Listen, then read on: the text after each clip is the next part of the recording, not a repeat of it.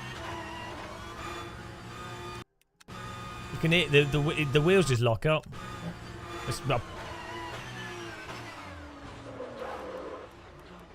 It's from braking and downshifting at the same time. And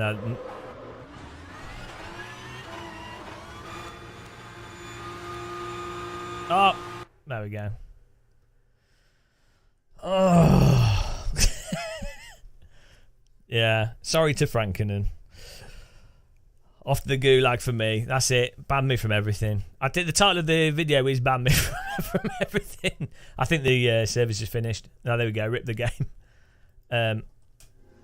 Yeah, they've got the proper quality for the decent people. Yeah, and it's a shame about the setup as well. Going to that downforce thing. It must have just reset it, or I didn't select it afterwards for some reason. But that was a good race with Love 46 though, so that was fun. And then it's a shame that I didn't know the bloody race had finished. Only R-Factor 2 does that thing with the lap thing in the top is the current lap, like not that you're about to start lap 5. And do you know what I mean?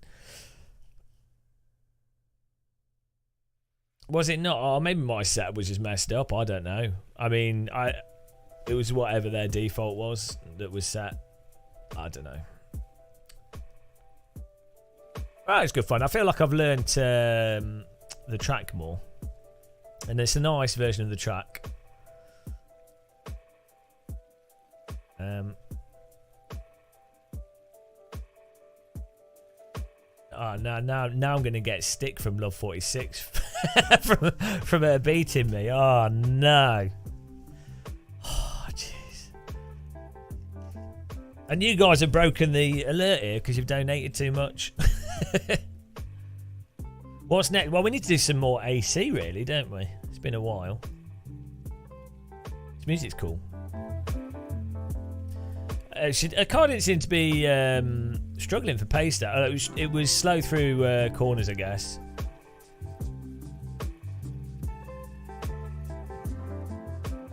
Let's fix this. No, we'll do like racing. I was doing the hot lapping because we were live streaming in the morning. So obviously there's not many people online in the mornings, and it's been fun to learn. I've definitely improved my driving in AC with the hot lapping, so.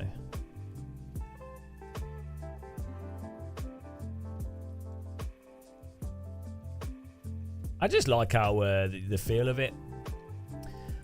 I think I was starting to get a feel for that Porsche, but as I say, it's the braking. There's not really anything there. I think what you could do,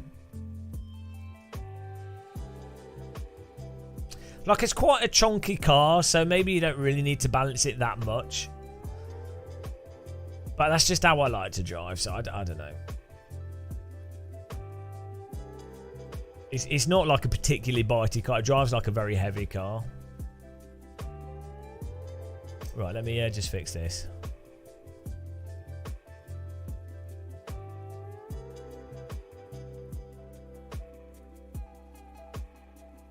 I think doing a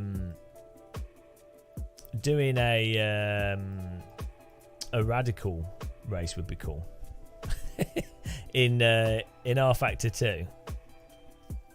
Oh, Helga's made the list.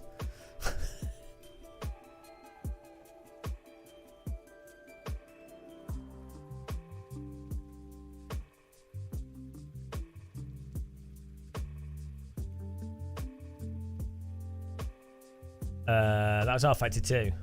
No, I've still got iRacing subscription, and I will play it occasionally. It's just only if they're running a car and track I happen to enjoy. Because we still have to do the 4,000 iRating challenge. It's got to happen. 4,000 iRating Dono F4 challenge.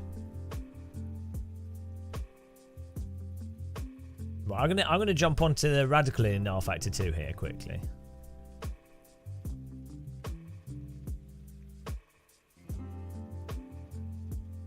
I don't know what's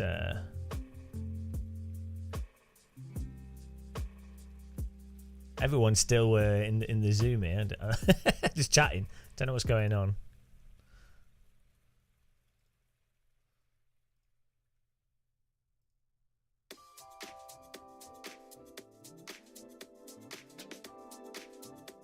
let's get R Factor 2 up and let's try the Radical.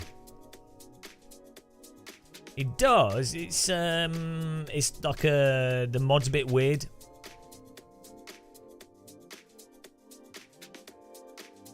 Hang on, it's 13th of that. That new train simulator's just come out today. Rail World or something, where they've got like loads. It's got multiplayer and everything. To get Paul Smith on that. I'm being called to the steward's office. I should be. Yeah. Are they saying that on the stream? Oh no. I'll have to Eric Kerry myself. Right, let's see this Radical.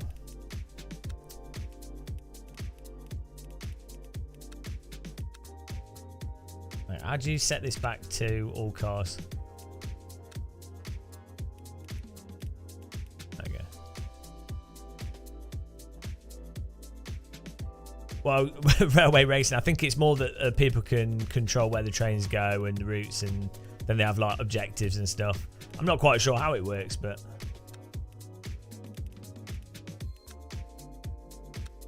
let's try this.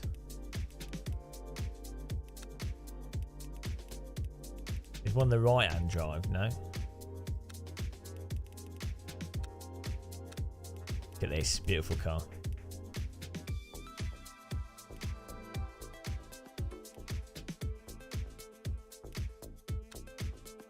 Let's see what this is like here.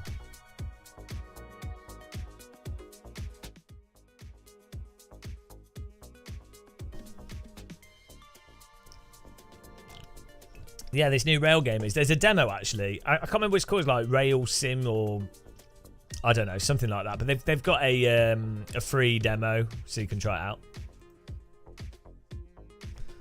But the full version just came out as an early access game. But I don't know. I'm not sure what's going on with it. All the sim rail, that's it. All the hardcore train sim fans just play train sim, so Train Sim World and what have you.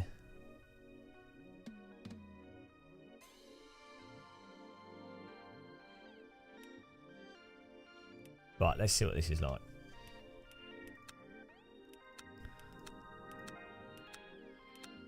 So one of the things with R Factor 2 is that the variability between the content is much wider, I find, with other simulators.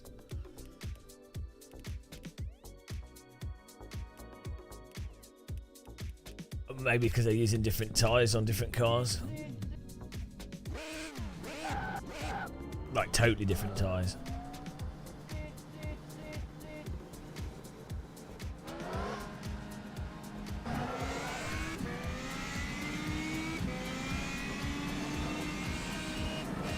So this type of vehicle is way more my my sort of thing. Like so much tighter.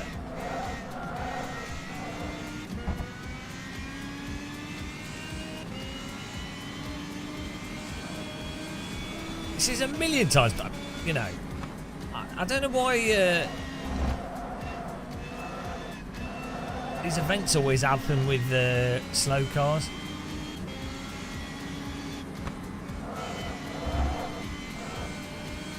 When you've got a bit of downforce on a vehicle, the way you can adjust it mid-corner without losing time and without it just sliding off the track, it's so much better, I think.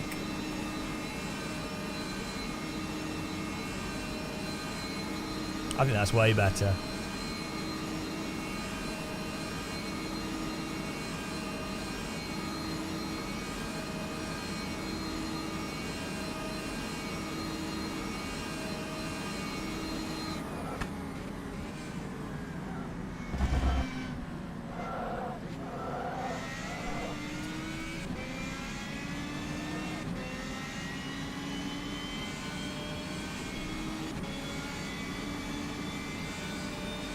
Train strikes are the advanced feature. That's Train Strike DLC.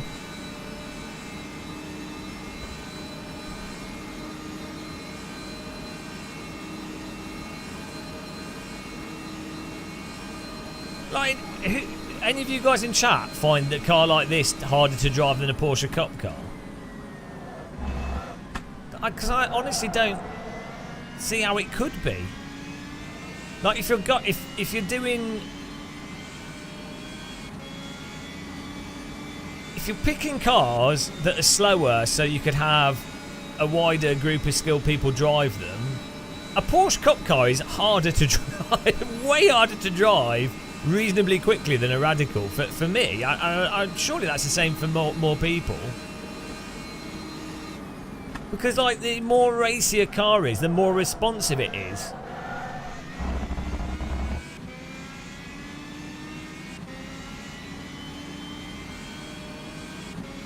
With that Porsche car, because you have to like. Oh no! Is he live streaming? If he's live streaming, can we all raid his chat and say that Game of Muscle says sorry?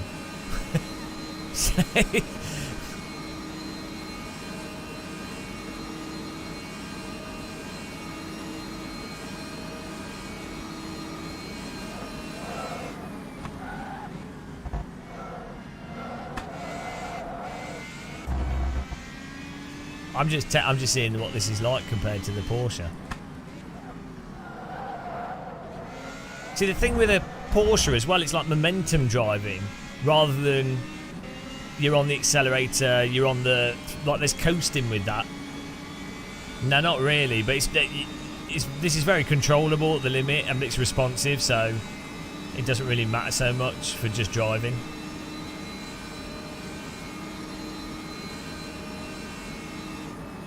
We could do some AC in a bit if you'd like, guys. I'll have to change the title.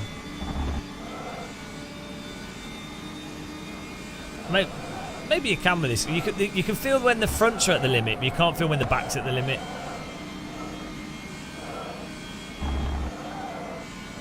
So yeah, you can feel the front tyres. As you can feel the slip curve of the front tyres with this.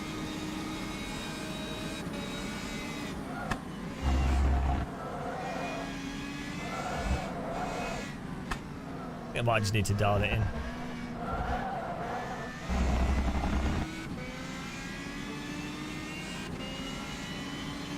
Drinking a little bit more Le Mans.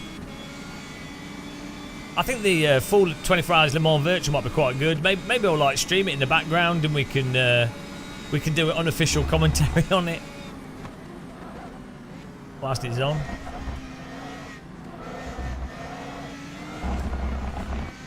Could be fun.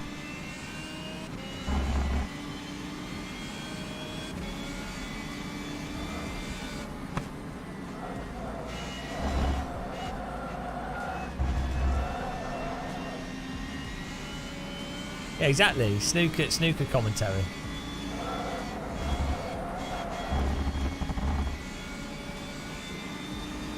Let's close this. Oops. Pause.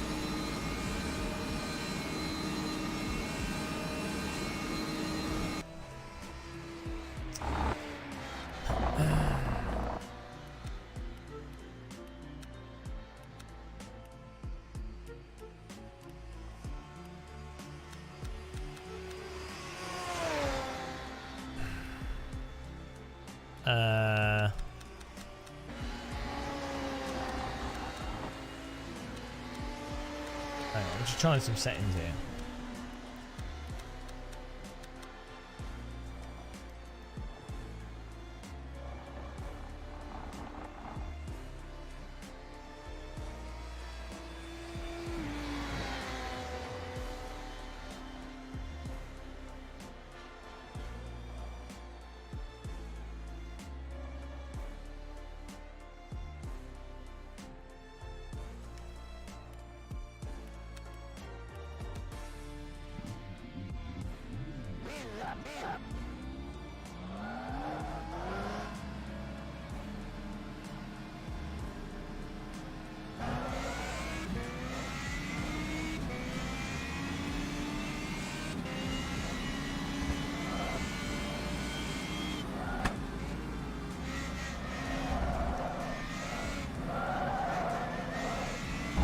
That's a bit better, but yeah, with this car, it's definitely definitely it's the front wheels. You can actually feel the front slip really clearly.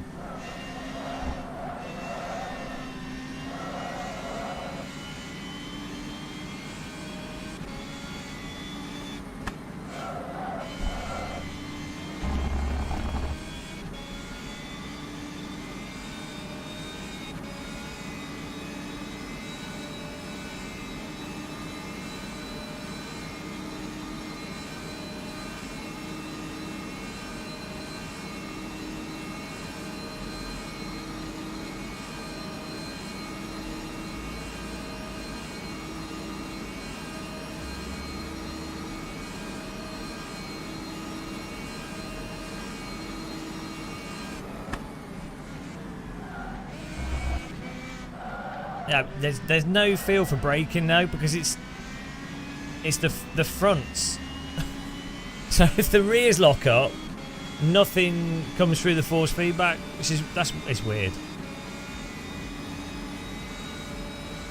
And that's a thing that AC does really well, is that you can feel the brake. Let's move the brake bars further back, but you can feel the brakes.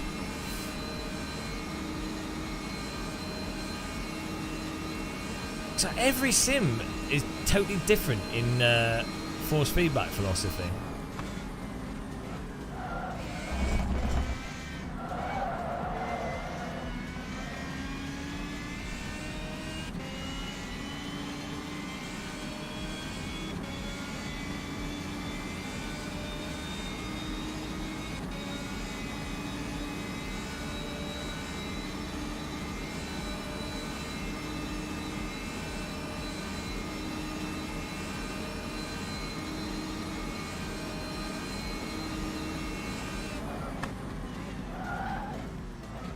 Yeah, there's no feel for braking.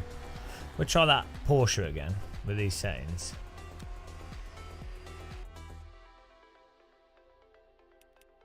Yeah, I think that's a difficulty with all driving sims, isn't it? It's like you have to, every single sim, you have to get used to that sim, and it's a whole nother thing to pick up and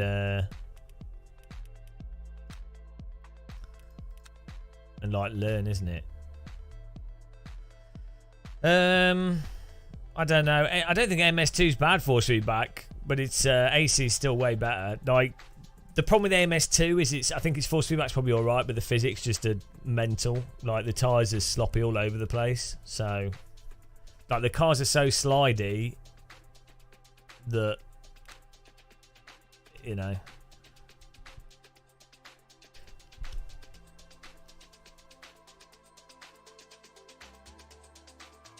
I think if the physics were tighter in AMS2, then the force feedback would be a lot better.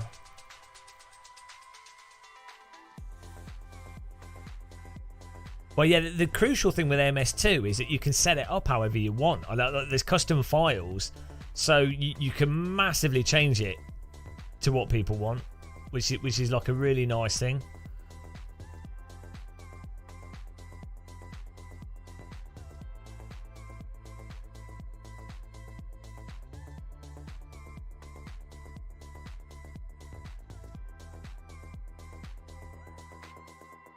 What about BeamNGs? Yeah, I couldn't get it working properly. Well, the problem is that's another game that makes me really motion sick because it doesn't have lock to horizon. But it's not. Well, nice thing with BeamNG is you can add in a load force feedback. So I think BeamNG would be really good on lower end wheels as well.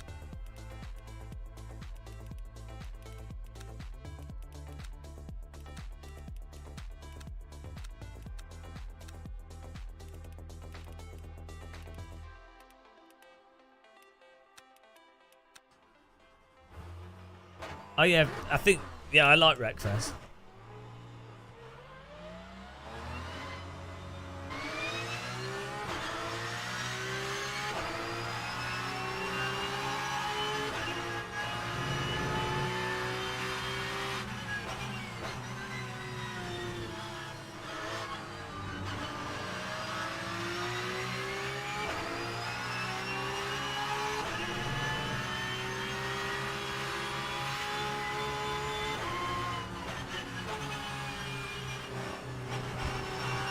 Hang on.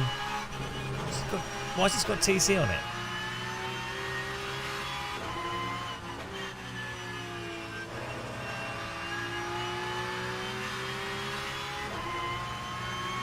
What's going on here? What's the shortcut to turn traction control off?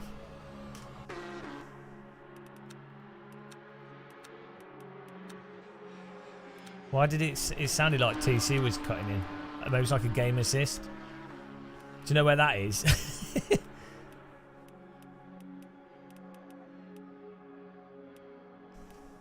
Oh yeah, look, it's this game assist. Just turn that off.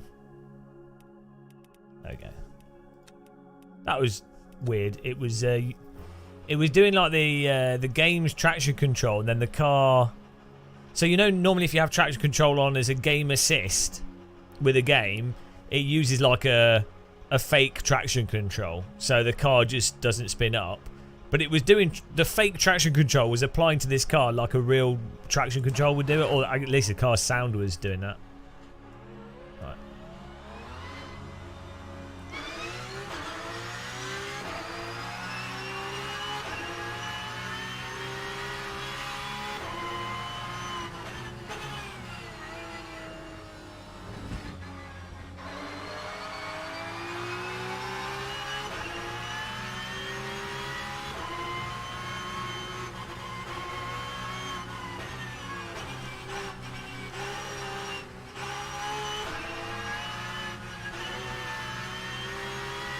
I've turned the force back up really high.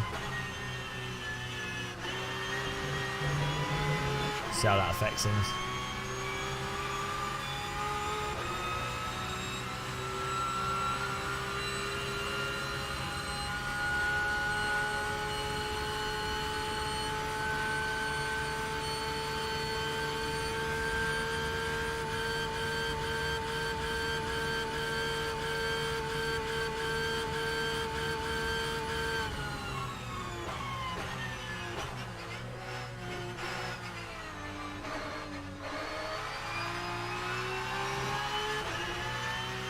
Yeah, you still... The thing is, you can feel the back coming out when it comes out, and you can feel the weight on the front tyres, and you can feel the grip of the fronts from as you're turning the wheel, but you can't feel the sort of range of force before it happens.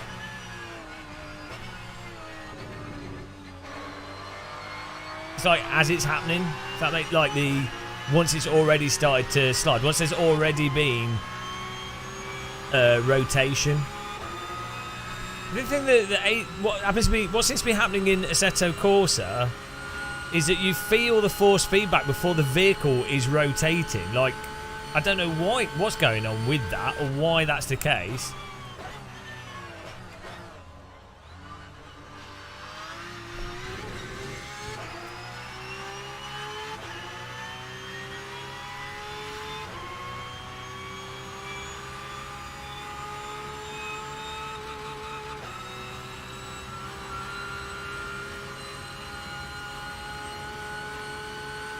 It's not delayed. I think Affialte 2's like doing it like a real steering column. Like it's not, you know.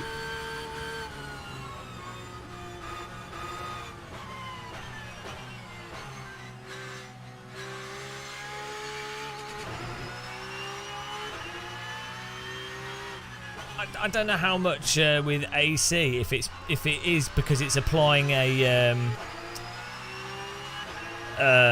what's it called? Like you know how IRFFB works, where when the car's rotating, before the car loses, you've got a range of force feedback there for the rear end. I don't know if AC has that sort of a thing.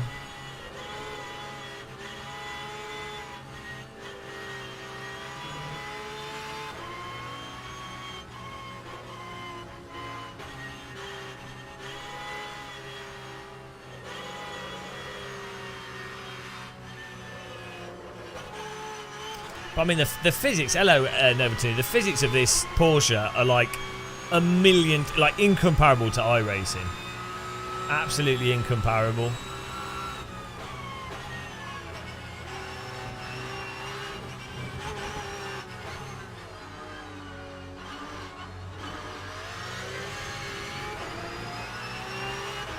I want to do a lap now. I've just improved the force feedback a little bit. I think running the force feedback higher in game and lower on the wheel gets more detail through.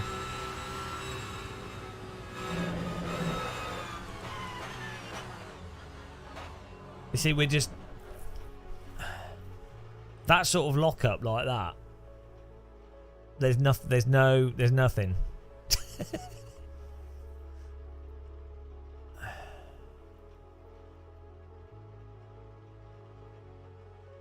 I don't know. Which is better? This is way better than iRacing. But iRacing is active online, so. Oh, anyway, it's been interesting. It's been fun putting time in Rfactor 2 and that, and trying stuff out.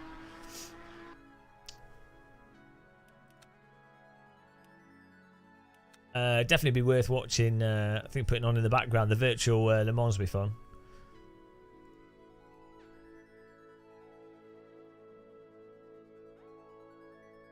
Let's have a look.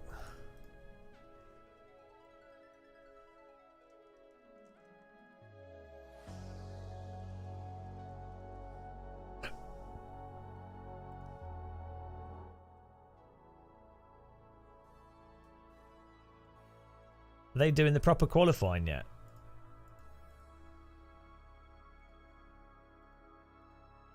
Oh, there we go. It's on. Is it on now? No. I'm well confused. What's going on?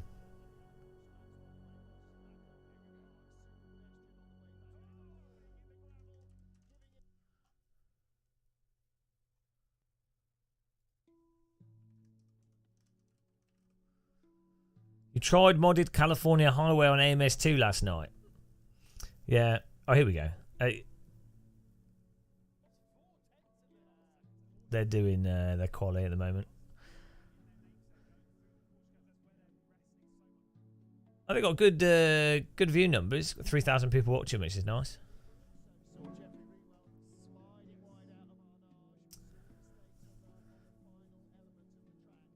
How does that modded California Highway work in AMS2?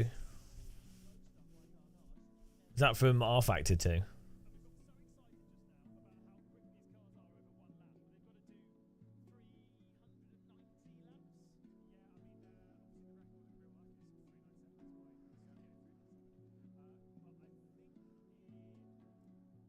No, Rfactor 2.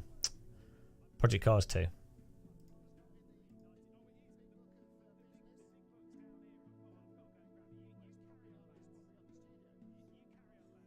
Yeah, I don't think they've got the license for it though, have they? Right. I think I might have a break, guys, because I'm knackered. But maybe come back later. I don't know. I don't know. I might do some AC later. I'm not sure. I'm pretty tired. I need some food. Need some energy level restorations.